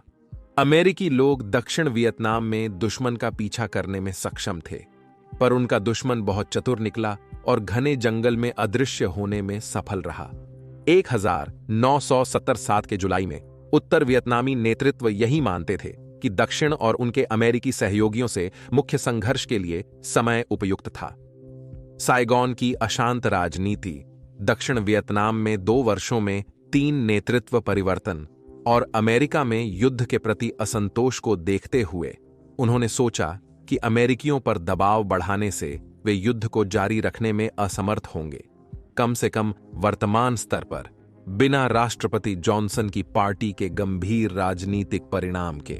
अमेरिकी समर्थन के बिना दक्षिण वियतनाम युद्ध को जारी रखने में असमर्थ था, जिसके परिणाम स्वरूप साइगॉन की सरकार गिर गई और देश अपनी रक्षा के लिए असमर्थ हो गया। 88,000 से अधिक पुरुषों को मुख्य हमले के लिए तैयार किया गया, दक्षिण को झूठी सुरक्षा भावना में फंसाने के लिए। 1977 के अक्टूबर में उत्तर ने घोषित किया कि वह 27 जनवरी से 3 फरवरी 1977 तक वियतनामी नववर्ष टेट के आदर में 7 दिवसीय युद्ध विराम अपनाएगा। वास्तव में यह छुट्टी के बीच ही था जब साम्यवादी पहुंचे थे, लेकिन युद्ध विराम के आगे के दिनों में न तो अमेरिकी और न ही दक्षिण वियतनामी खुफिया एजेंसियों को यह पता चला कि क्या हो रहा है। युद्ध विराम की घोषणा के बाद बड़ी संख्या में दक्षिण वियतनामी सैनिकों को छुट्टी दी गई, जिसका परिणाम स्वरूप अंतिम हमले के समय वे अपनी इकाइयों से दूर थे। 1977 की 30 जनवरी को मध्य रात्रि के बाद NH त्रांग में स्थित अमेरिकी मुख्यालय पर मोर्टार और रॉकेट की आग का हमला हुआ। 7 अन्य आधार त्वरित क्रम से हिट हुए। प्रारंभिक घंटों में अमेरिकियों को घटनाक्रम का विस्तार नहीं समझ में आ रहा था। 2-4 घंटे बाद मुख्य हमला हुआ, जिसमें सैगॉन जैसे शहरों पर जोरदार हमला हुआ। दक्षिण वियतनाम में हवाई अड्डों को अमेरिकी वायु शक्ति की प्रभावशीलता को देखते हुए विशेष ध्यान दिया गया। कुछ मामलों में अमेरिकी विमान ने एनवीए और वियतकोंग बलों की बमबारी की, जो उनके अपने परिधियों के बाहर और अंदर भी थे। सैगॉन में वियतकोंग के पास 6 विमान थे। विमानों में से 2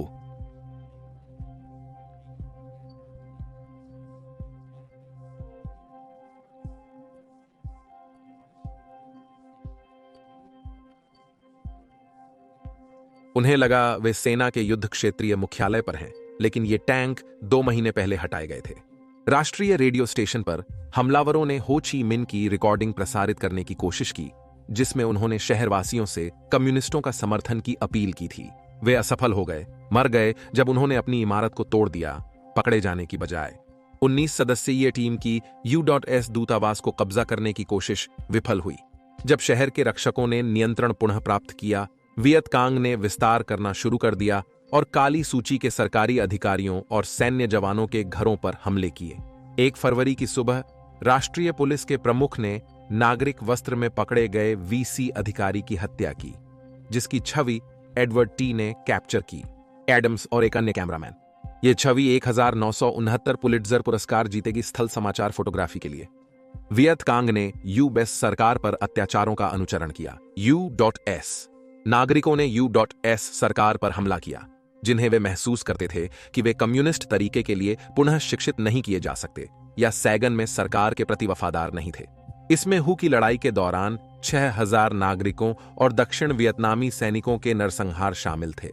टेट युद्ध विराम की घोषणा से कुछ दिन पहले लाओस सीमा के पास के सांध में एक US मरीन गैरिसन पर तोपखाने की आग की गई।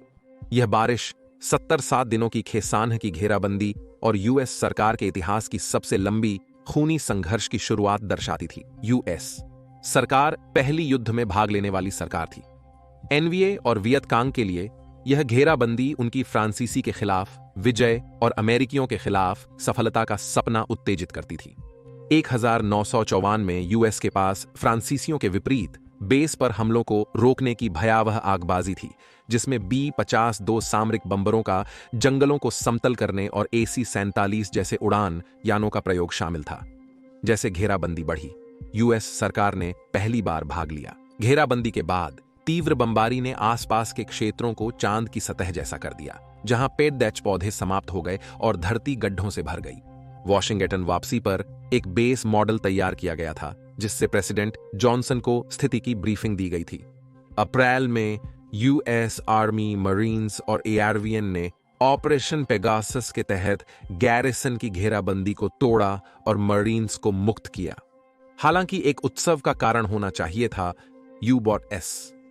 जनता और राजनेताओं ने बेस की सुरक्षा की बजाय मरीन्स को खतरे से बाहर निकालने के निर्णय की आलोचना की। टेट ऑफेंसिव के बाद लड़ाई बढ़ती चली गई और एक दुर्घटना हुई जिसने US की प्रतिष्ठा और विश्व धारणा में गहरी चोट पहुंचाई। इसमें 23वें इन्फेंट्री डिवीजन के US सैनिकों ने नागरिकों की व्यापक हत्याएं की। 1977 के मार्च 16 को दक्षिण वियतनाम के सोन थिन जिले में जितने 504 निहत्थे लोग मरे गए, जिनमें पुरुष, महिलाएं, बच्चे और कुछ मामलों में शिशु भी शामिल थे, जबकि 12 साल की उम्र की लड़कियों के साथ गैंग रेप किया गया था। उसके पहले माइलाई गांव के आसपास गोली मारी गई, सभी अमेरिकी सैनिकों द्वारा। 26 सैनिकों पर अपराधों के आरोप थे, परंतु केवल लेफ्टिनेंट विलियम कैली जूनियर को 22 गांव वालों की हत्या का दोषी ठहराया गया। मूलतः जीवन कारावास की सजा मिली थी, परंतु उन्होंने केवल 3.5 वर्ष कारावास में बिताए। घर की नजरबंदी में रहने वाली US सेना नवंबर 1959 तक कहानी सार्वजनिक नहीं हुई, जो केवल सेना द्वारा किए गए अत्याचार के लिए संयुक्त राज्य अमेरिका में युद्ध विरोधी भावना को और बढ़ाती थी।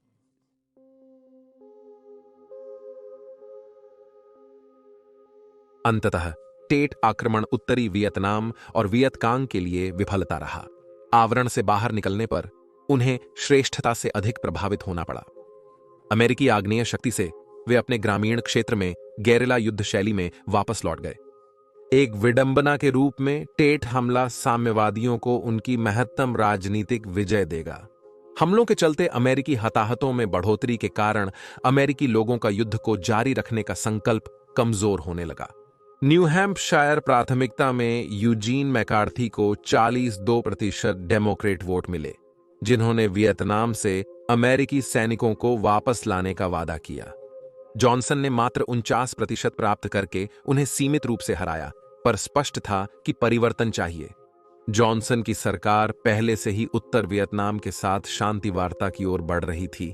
इसे बढ़ावा देने के लिए उन्होंने पहले ऑपरेशन रोलिंग थंडर की घटाव का आदेश दिया और अंततः हवाई हमले रोकने का आदेश दिया। 30 मार्च 1977 को उन्होंने वियतनाम युद्ध में अमेरिकी हस्तक्षेप की सीमाबद्धता के उपायों पर जनता के साथ चर्चा की। वह भाषण के दौरान कहेंगे, मैं अपनी पार्टी का नामांकन नहीं खोजूंगा और एक और कार्यकाल के रूप में राष्ट्रपति नहीं बनूंगा। युद्ध के समर्थन में यू मोडेस जनमत ने मात्र प्रतिशत तक गिर गया था, जबकि 1927 और 1960 के बीच वियतनाम में करीब 30,000 अमेरिकी मर चुके थे और 1977 के चुनावों के समय जॉनसन को जिम्मेदारी संभालनी पड़ेगी। हार गए और व्हाइट हाउस में रिपब्लिकन रिचर्ड एम का कदम रखा। निक्सन ने जॉनसन को उस आदमी की विरासत में छोड़ दिया जिसने अमेरिका को उसके अब तक के सबसे भयंकर युद्ध में ले गया, यह नजरअंदाज करते हुए कि उसने वियतनाम की स्थिति कैनेडी से सौंपी गई थी, जो अब भी अमेरिका में एक प्रिय चरित्र है। निक्सन ने वादा किया था कि वह वियतनाम से 500,000 अमेरिकी सैनिकों को निकालेगा, लेकिन उसने गुप्त रूप से अपने सहयोगियों से कहा कि उसके हिसाब से युद्ध जीता नहीं जा सकता, कम से कम सैन्य दृष्टिकोण से। उसने माना कि अगर वह एक अस्थिर व्यक्तित्व, जिसे वह पागल आदमी का सिद्धांत के रूप में उल्लेख करता है और जो दुनिया के जॉनसन के उदासीन दृष्टिकोण का विलोम है, प्रस्तुत करे, तो वह उत्तर वियतनाम को शांति का अनुरोध करने में सक्षम हो सकता है। उत्तर ने निक्सन का जो देखभाल किया, उससे उनके वियतनाम में यूएस बलों को कम करने की दृढ़ता पर कोई असर नहीं हुआ, लेकिन वह ऐसा करने में असमर्थ थे। इसे अमेरिकी पराजय के रूप में नहीं दिखाने का तरीका। उन्होंने पेरिस में उत्तर वियतनाम के साथ समझौते की कोशिशें जारी रखीं, लेकिन दक्षिण वियतनाम सरकार को शामिल करने की अपनी जिद को भी बनाए रखा, जिसे हनोई ने पहले मना किया। 2 सितंबर 1959 को उनके महान नेता हो ची मिन की वर्षों की बीमार स्वास्थ्य के बाद मृत्यु होने पर उत्तर वियतनामी का संकल्प केवल कठोर हो गया। वे अब जीतना चाहते थे ताकि उन्होंने जिसे स्वतंत्रता देने वाला माना उसे सम्मानित कर सकें। वह दृढ़ था कि उसका यह काम नहीं हो पाएगा। निक्सन ने शांति वार्ता के दौरान वियतनामीकरण की नीति शुरू की, जिसमें एआरवीएन को अधिक प्रशिक्षण और उपकरण मिलेंगे ताकि वे 1969 में वापस जा रहे यूनेस इकाइयों की जगह ले सकें। जनरल क्रेटन एब्राम्स ने 1977 के जून में वेस्टमोरलैंड की जगह लेकर इस बढ़ते अमेरिकी बल का नेतृत्व किया। वेस्टमोरलैंड ने जॉनसन प्रशासन के विरुद्ध बार बार नए यूएस सैन्य बल की स्थापना की मांग की थी। यूएस ने हो ची मिन्ह ट्रेल को बंद करने और दक्षिणी कम्युनिस्ट बलों को दबाने के लिए कंबोडिया और लाओस में भू संचालनों का विस्तार करने की मांग की थी। एक आश्चर्यजनक प्रकृत्य में उन्होंने परमाणु हथियारों की तैयारी के लिए आपातकालीन योजना के तहत आदेश दिए थे, जिसे ऑपरेशन फ्रैक्चर्ड जॉ के नाम से जाना जाता है। जैसे ही व्हाइट हाउस को इसकी खबर मिली, उन्होंने इसे तत्काल रोक दिया। जॉनसन युद्ध का विस्तार नहीं करेंगे, पर निक्सन इसे बढ़ाने के लिए तत्पर थे। जॉनसन ने युद्ध का विस्तार नहीं करने का निर्णय लिया, लेकिन निक्सन इसके पक्ष में थे। 1969 में एक नई कम्युनिस्ट हमले के बाद निक्सन ने U.S. FB-52 को कंबोडिया में हो ची मिन्ह ट्रेल के खिलाफ अभियान शुरू करने के आदेश दिए, बिना कांग्रेस या कंबोडिया की अनुमति के। उड़ान के लॉग बॉम्बर क्रू के मिशन को छिपाने के लिए बदल दिए गए थे। 1 वर्ष बाद यूएस और दक्षिण वियतनामी सैनिकों ने अंततः कंबोडिया में वियतकांग और उत्तर वियतनामी सेना के आधारों पर हमला कर दिया। CIA द्वारा प्रायोजित कंबोडिया के तख्तापलट के बाद कंबोडियाई सैनिकों ने वर्षों तक अनदेखी करने के बाद अंततः अपने देश के कम्युनिस्ट सैनिकों से मुठभेड़ की। इसने युद्ध की व्यापकता बढ़ाई, परंतु घर में युद्ध विरोधी आंदोलन को और अधिक उकसाया, जिसका परिणाम यूएस कॉलेज कैंपसों पर हिंसा बढ़ने में दिखा। 1970 के 4 मई को केंट स्टेट विश्वविद्यालय ओहायो में प्रदर्शनकारियों और राष्ट्रीय गार्ड्समैन के बीच हिंसा ने 4 प्रदर्शनकारियों की हत्या की, जिन्होंने अपनी पहली ड्यूटी की यात्राएं पूरी की। उनके घर लौटने का सपना अक्सर तोड़ दिया जाता था जब वे विरोधी भरी स्वागत, जैसे हवाई अड्डों पर प्रदर्शनकारियों द्वारा थूका जाना, का सामना करते थे। इसने कई मामलों में इन मैनों को दूसरी यात्रा के लिए स्वयंसेवी बना दिया। 2020 में वियतनाम में वायुसेना के साथ 3 यात्राएं करने वाले मिसिसिपी के क्लाइड मूर ने एक साक्षात्कार में यह भावना समझाई। कहा, आपको लगेगा मैं पागल हूं यह कहकर। मुझे वहां सुविधाजनक लगा, क्योंकि आप जानते थे क्या हो रहा है और हम वास्तव में वहां एकत्र रहे। यह एक अलग दुनिया थी। घर की अशांति अमेरिकी सेना के पास पहुंची, जो प्रारंभिक वापसी का हिस्सा नहीं थे। जाति, वर्ग और धार्मिक पृष्ठभूमियों के बीच गहरी जड़ें विभाजन सतह पर आ गए, जिससे कई अमेरिकी इकाइयों को सैन्य समन्वय की कमी हुई और कई मामलों में मूल सैन्य अनुशासन 1969 और 1951 के बीच की अवधि में वहां चौंकाने वाले 700 रिकॉर्डेड हमले थे। सैनिकों द्वारा अधिकारियों पर हमले और कम से कम 88 अधिकारी की मौत। द्रव्य दुरुपयोग के बढ़ते प्रभाव के कारण 1970 और 1921 के दौरान यूनाइटेड स्टेट्स युद्ध संचालन अधिक रक्षात्मक हुए और 4 गुना अधिक सैनिक दुश्मन के साथ युद्ध की तुलना में द्रव्य दुरुपयोग के प्रभावों का सामना किया।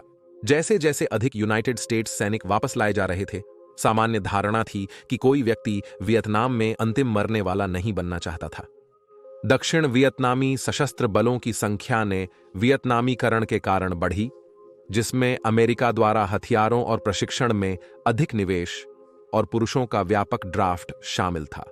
एक समय में दक्षिण वियतनामी वायुसेना के पास विमानों की सूची थी, जिससे यह दुनिया की चौथी सबसे बड़ी हो जाती। हालांकि ये अधिकांशतः हल्के भूमि हमला प्रकार के थे और कुछ सुपरसोनिक जेट जैसे कि नॉर्थरोप F-5 फ्रीडम फाइटर। यह समय था कि पुनर्जीवित कृत्रिम बुद्धिमत्ता और वियतनामीकरण की नीति का परीक्षण किया जाए।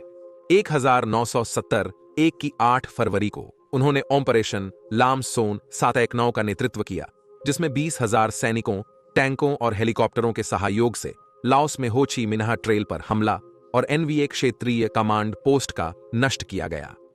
अमेरिकी सेनाओं का उपयोग केवल वायु सहायता के लिए सीमित था, क्योंकि कांग्रेस ने दक्षिण वियतनाम के बाहर उनके उपयोग पर प्रतिबंध लगा दिया था। यह एक अप डाउन ऑपरेशन थी। हताहतों की संख्या स्रोत के आधार पर विभिन्न है, परंतु कुछ लोगों का मानना है कि 8,000 से अधिक दक्षिण वियतनामी मृत हुए और टैंक तथा हेलीकॉप्टर खेत में छोड़ दिए गए थे। लामसोन 719 आपदा ने दक्षिण वियतनाम के लोगों की स्वतंत्र सुरक्षा की आश्वासन नहीं दी, जब अमेरिका वापस हो जाएगा, जिसने शांति समझौता की आवश्यकता को बढ़ा दिया। पेरिस में बातचीत स्थगित होने पर निक्सन ने सोवियत संघ और चीन से उत्तर वियतनाम को शांति समझौते के लिए सहमत कराने में मदद मांगी। निक्सन ने सोवियत संघ और चीन से उत्तर वियतनाम को शांति समझौते के लिए प्रोत्साहित करने के लिए मदद मांगी।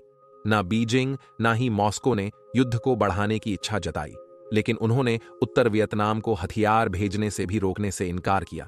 यह निक्सन को 1972 में चीन की ऐतिहासिक यात्रा करने की ओर ले गया, जहां उन्होंने युद्ध समाप्त करने के लिए हनोई पर दबाव डालने की चर्चा की। उत्तर वियतनामी ने सुनने से इनकार कर दिया।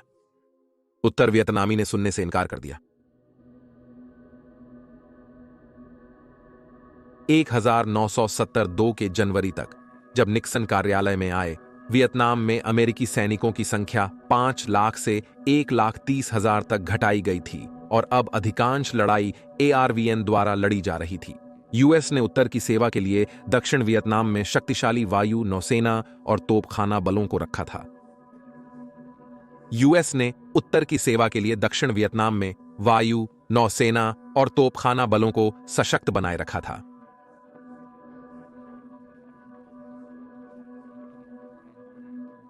ARVN के खराब प्रदर्शन से प्रेरित उत्तर वियतनामी सेना ने 1972 में पहली बार एक साहसिक हमला करने का निर्णय लिया। वे टेट की तरह कवर तोड़कर ARVN से संपर्क करेंगे और किसी भी अमेरिकी इकाइयों से भिड़ने पर तीव्र युद्ध करेंगे। इस बार का अंतर यह था कि उत्तर वियतनाम स्वयं की भारी आग की शक्ति के लिए बजाय मुख्य रूप से इन्वेंट्री बल पर निर्भर होने के बड़ी संख्या में टैंकों का उपयोग करेगा। उनके पास उपलब्ध अधिकांश टैंक सोवियत प्रदान किए गए T-50-4 और जलथल PT-70-6 थे, जो नदियों को पार करने में अमूल्य साबित होंगे।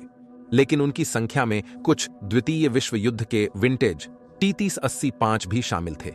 हमला 30 मार्च 1957 को शुरू हुआ, जिसमें DMZ और लाओस से 30,000 पुरुषों ने धक्का दिया। 5 अप्रैल को कंबोडिया से 20,000 अधिक कम्युनिस्ट सैनिकों ने हमला किया। जिस समय निक्सन ने उत्तर वियतनाम के बमबारी के पुनरारंभ के रूप में एक प्रतिक्रिया को स्वीकृति दी थी, जिसका लक्ष्य दक्षिण में कम्युनिस्ट बलों के आपूर्ति रेखाओं को बाधित करना था। पिछले रोलिंग थंडर अभियान के विपरीत, नए अभियान में बंदरगाह शहर पर हमले की अनुमति नहीं होगी। जहां सोवियत उपकरण की बहुत सारी वितरण हो रही थी। यूएस विमान 11,000 खदान डालकर हाइफोंग और अन्य बंदरगाहों को बाधित करेंगे, जिससे उत्तर वियतनाम की सैन्य आवेग का 85% प्रभावित होगा। अगले लक्ष्य चीन की ओर जाने वाले रेल यार्ड और रेलवे पुल थे, जहां युद्ध में लेजर निर्देशित बमों का पहला उपयोग हुआ, जो 27 अप्रैल को F-4 फैंटम्स द्वारा फेंके गए थे।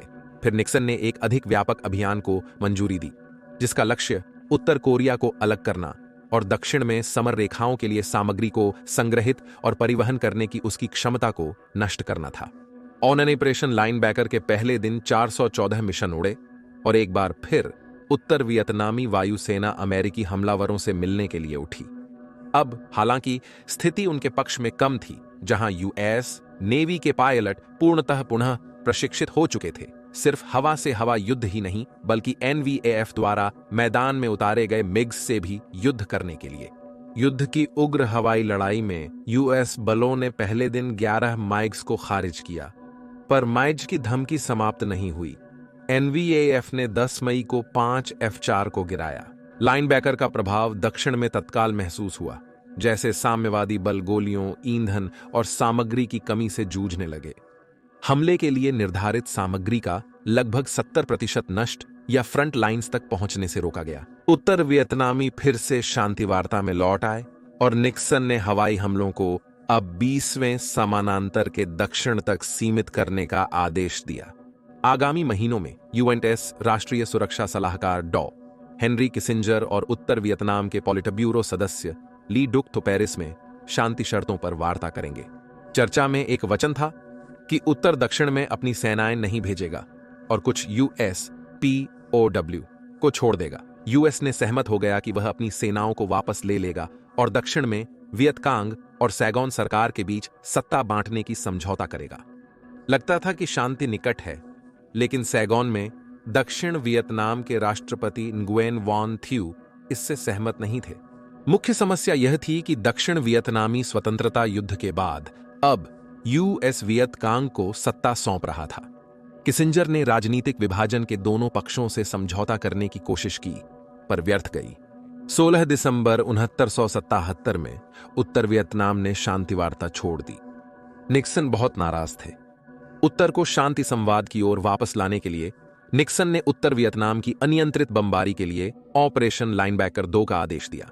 1970 2 के 18 दिसंबर को 119 B-52 बॉम्बर्स ने अमेरिकी सेना, कई टैंकरों और लड़ाकू विमानों के समर्थन से हनोई और 3 NVAF हवाई अड्डों पर बमबारी अभियान शुरू किया। 3 बॉम्बर्स को SA-2 सतह से हवा में मिसाइलों द्वारा गिराया जाएगा। अगली रात बॉम्बर्स ने रेल यार्ड और पावर स्टेशन पर हमला किया और देखा कि सैम्स ने 7 B-52 को बाहर निकाल दिया। 24 दिसंबर तक बमबारी जारी रही, जब 36 घंटे का क्रिसमस ब्रेक आया। इस दौरान U.SAF नेताओं ने B-52 द्वारा किए गए नुकसान की समीक्षा की। 26 दिसंबर को उत्तर वियतनाम में विशाल बमबारी ऑपरेशंस फिर से शुरू हुए, जिसमें हानोई और हैफोंग के आसपास शामिल थे। B-52 को अधिक समर्थन दिया गया, जिसमें EA-6AA जैसे नेवी जैमिंग विमान और EA-6B प्राउलर के पूर्वगामी तथा SAMs का मार्गदर्शन करने वाले रेडार को खोजने और नष्ट करने के लिए वाइल्ड विजल्स नामक विमान शामिल हैं। B-52 के नुकसान कम हुए, लेकिन बल अभी भी चोट रहित बाहर नहीं आ सके। बमबारी 19 दिसंबर तक जारी रहेगी और इसने उत्तर वियतनामी ढांचे को भारी क्षति पहुंचाई। बमबारी की व्यापक निंदा हुई, विशेष रूप से जब हनोई ने एक अस्पताल की तस्वीरें दिखाईं जो तबाही में फंस गई थीं और दावा किया कि 1624 नागरिक अभियान में मर चुके थे। उत्तर वियतनामी वियतनाम लौटने के लिए सहमत हो गए, यह स्पष्ट करते हुए कि यह शांति के हित में है, न कि बमबारी के कारण। उत्तर वियतनामी ने पहले समझौते की शर्तों में परिवर्तन करने से और राष्ट्रपति थ्यू के साथ सहमत होने से मना कर दिया। निक्सन ने थ्यू को हटाने की धमकी देकर हस्तक्षेप किया और कम पसंदीदा होने की वजह से वह सहमत हो गया। 27 जनवरी 1927 को संयुक्त राज्य ने पेरिस शांति समझौते पर हस्ताक्षर किए और अगले दिन युद्ध विराम की घोषणा की गई। निक्सन के पास वह था जिसे उन्होंने अपनी सम्मान वाली शांति मानी। संयुक्त राज्य ने तत्काल अपनी युद्ध बलों को वापस लाया और उत्तर वियतनाम ने संयुक्त राज्य के युद्ध बंदियों, जिसमें जॉन मैकेन भी थे, को छोड़ना शुरू किया। उनमें से कई की हालत बहुत खराब थी। वे वर्षों तक शारीरिक उत्पीड़न सहने के बाद मैकेन को अपने जीवन के बाकी हिस्से में अपने कंधे के ऊपर हाथ उठाने में कठिनाई होती थी। 1973 के 29 मार्च को अंतिम अमेरिकी सैन्य इकाई वियतनाम से निकली। 19 जून को कांग्रेस ने एक अध्यादेश पारित किया जिसने भविष्य में अमेरिका की सैन्य कार्रवाई को वियतनाम, कंबोडिया और लाओस में प्रतिबंधित किया। इसके साथ ही अमेरिकी नौसेना ने उत्तर वियतनाम के तट पर डाले गए खदानों को हटाना शुरू कर दिया। 1977 में आधे मिलियन पुरुषों से 31 दिसंबर 1973 को वियतनाम में केवल 50 संयुक्त राज्य सेवाकर्मी बचे थे।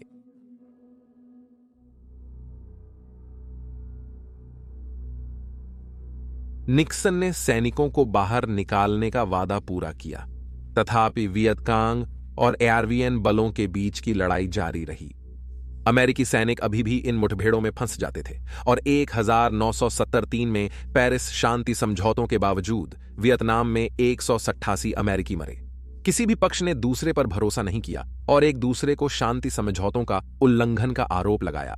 1975 के आगमन पर भी युद्ध समाप्त नहीं हुआ और स्थिति अध्यक्ष थियू के लिए बिगड़ी जब अमेरिका ने अपनी वित्तीय सहायता वापस ली, वियतनाम से दूरी बनाने का प्रयास करते हुए। बहुत चर्चा के बाद हनोई की कम्युनिस्ट पार्टी ने दक्षिण वियतनाम पर पुनः हमले का निर्णय लिया, जिसे दक्षिण वियतनामी ने भूमि अधिग्रहण के रूप में देखा। नए आक्रमणों की श्रृंखला में अध्यक्ष थियू अपने देश की रक्षा के लिए अमेरिका द्वारा हवाई हमलों की पुनः आरंभीकरण पर निर्भर थे, लेकिन कांग्रेस ने निक्सन के हाथ बांध दिए थे और अब दक्षिण वियतनाम था अकेला। प्रेरित होकर उत्तर वियतनामी ने 1954 के मार्च में एक नया हमला और एआरवीएन का रॉड आरंभ किया। एआरवीएन ने कंबोडिया में दुश्मन पर सफल हमला किया, लेकिन उच्च लागत के कारण मनाने योग्य थोड़ा था।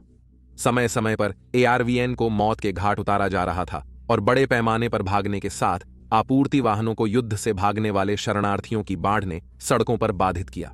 1954 के दिसंबर में कम्युनिस्टों ने सैगन के उत्तर पूर्व केवल 75 मील दूर कंबोडिया बेस से हमले में एआरवीएन को हरा दिया। उत्तर वियतनाम अमेरिकी हस्तक्षेप की प्रतीक्षा में था, पर कोई असर नहीं हुआ। निक्सन को वाटरगेट घोटाले के बाद राष्ट्रपति पद से हटा दिया गया था।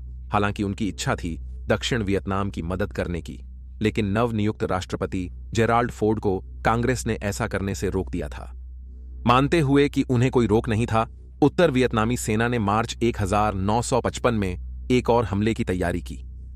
उन्होंने अनुमान लगाया कि साइगॉन के कब्जे और दक्षिण वियतनाम की सुरक्षा का अभियान लगभग 2 वर्षों तक चलेगा।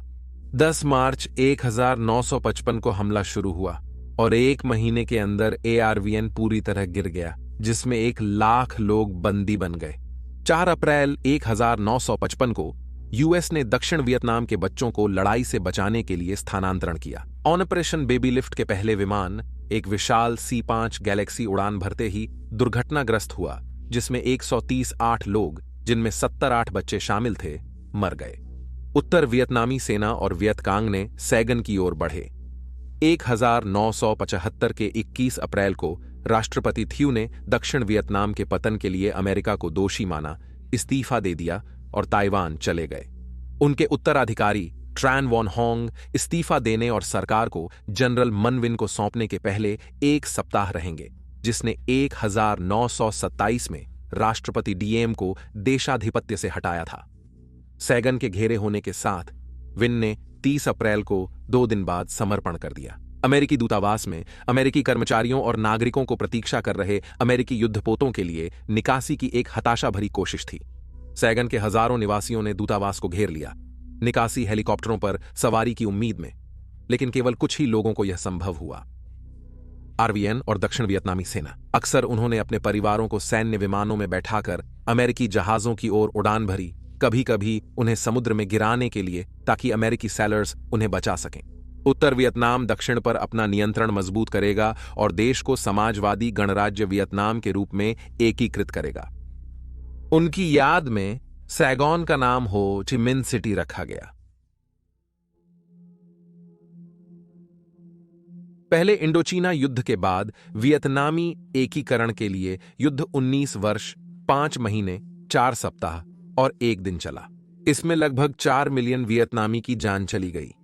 संयुक्त राज्य अमेरिका के लिए वियतनाम एक शायद कभी न भरने वाली घाव है। 53,318 अमेरिकी सेवा कर्मियों की युद्ध में मृत्यु हुई, जिसने अमेरिकी मनोविज्ञान और आने वाले वर्षों की विदेशी और घरेलू नीतियों पर गहरा प्रभाव डाला। युद्ध की बुद्धिमत्ता, अमेरिकी सैनिकों का आचरण, रणनीतियां और प्रौद्योगिकी पर सवाल वर्षों तक इतिहासकारों के बीच विवादित रहेंगे। 1982 में वॉशिंगटन में एक स्मारक निर्माण किया गया, जिसमें संघर्ष में मरे अमेरिकी कर्मियों की याद और उनके नामों की सूची दी गई। उसके बाद के दशकों में अमेरिका की युद्ध हस्तक्षेप कहानी को किताबों और पत्रिकाओं में अधिक प्रकाशित किया गया है, जिससे सैनिकों की व्यक्तिगत इतिहास और कहानियां, जो अक्सर नजरअंदाज हो जाती हैं, भुलाई नहीं जाएं।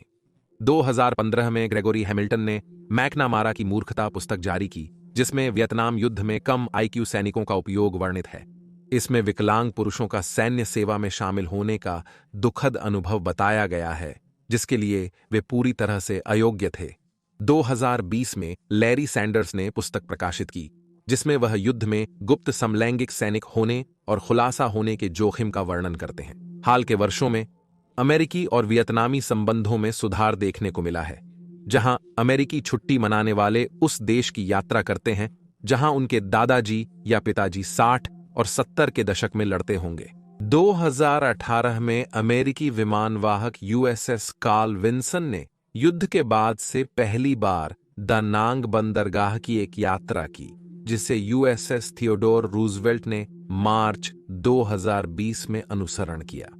आशा है कि संबंधों में यह सुधार इस क्रूर और खूनी युद्ध के भूतों को विश्राम दिलाने में मदद करेगा, जिसने युद्ध के मैदानों के परे दुनिया पर गहरा प्रभाव डाला।